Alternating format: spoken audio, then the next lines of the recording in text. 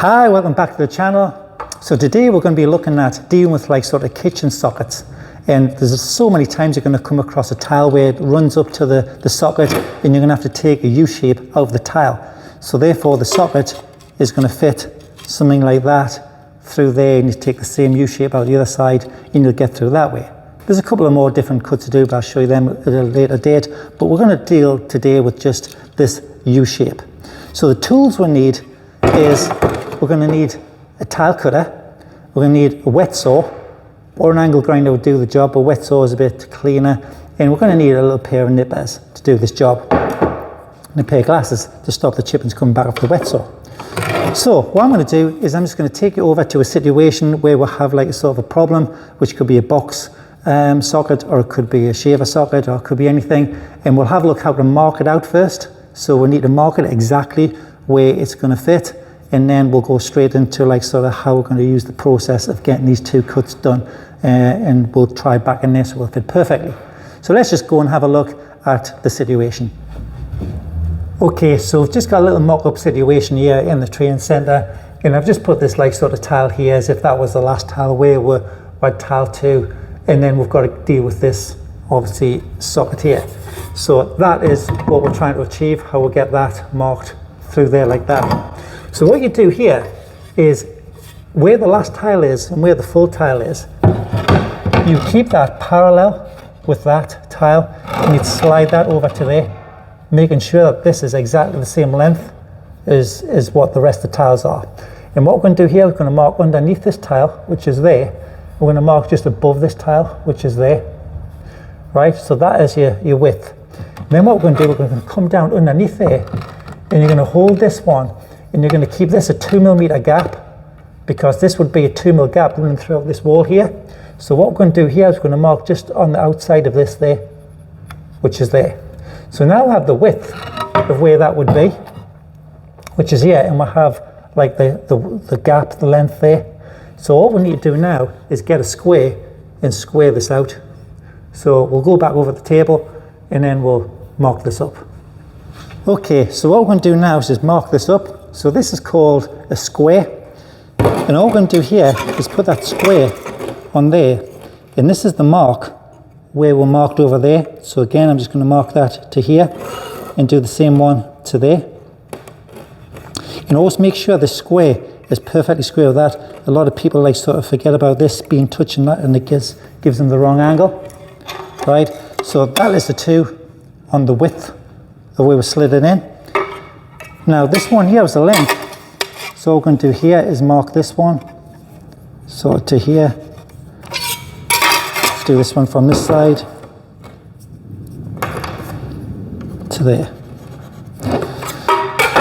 So you can see that was the length, this was the width, and this is the piece that needs taken out now.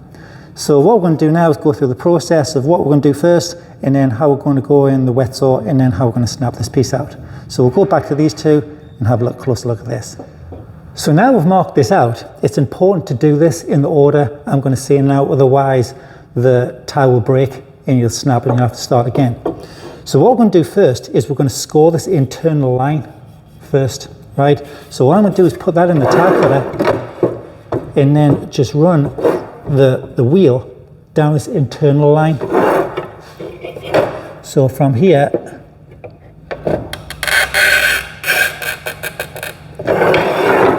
to there. So that score line is through that one there, right? So what we're going to do now is going to go into the wet saw. I'm going to wet saw or use an angle grinder to do this cut here and this cut here. So again, make sure you always put like sort of eye protection on when you're using these grinders or this wet saw, but this wet saw is much cleaner. And these are only about £50. So if you're going to do a lot of kitchen splashbacks, it's definitely worthwhile like sort of getting one of these, because they are cheap and they are really easy and like sort of clean to use. So I'm just going to start this off, and I'm going to saw into that cut, into that cut. So,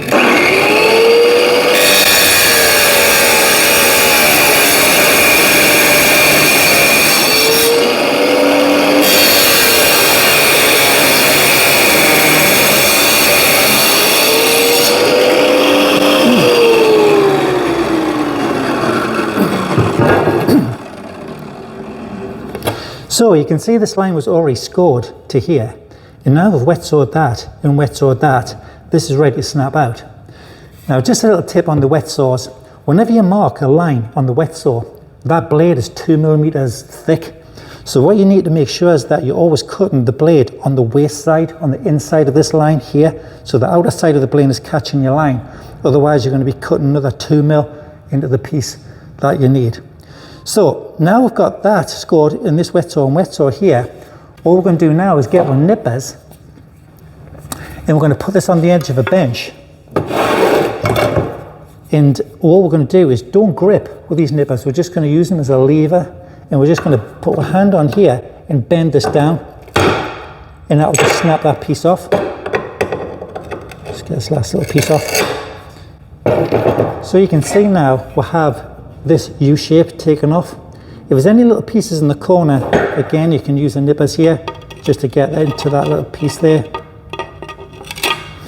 I'll take that off there now. So now we're going to go back over to the original bit that we marked out and see if it fits. Okay, so now we're back at this work where we marked it from. So what I'm going to do now is put that, and that should slide into there. So now this is the 2 millimeters that was like sort of retained from the first mark, and you can see this fits perfectly around this like sort of box or this socket, and then all it needs a little bit of silicone around here just to tidy up them edges. If this had been like a sort of a socket like this, you'll see on the back of the socket that these are sort of the guts of where the electrical components would go, but you have about a 10 millimeter gap all the way around that plate there. So you don't have to mark it like really tight. What you're doing is, what you're wanting is that to fit there. But I don't know if you can see this from there. I'll take a bit of a closer look. But what you're looking for is the socket plate to be like sort of hanging over the top of that.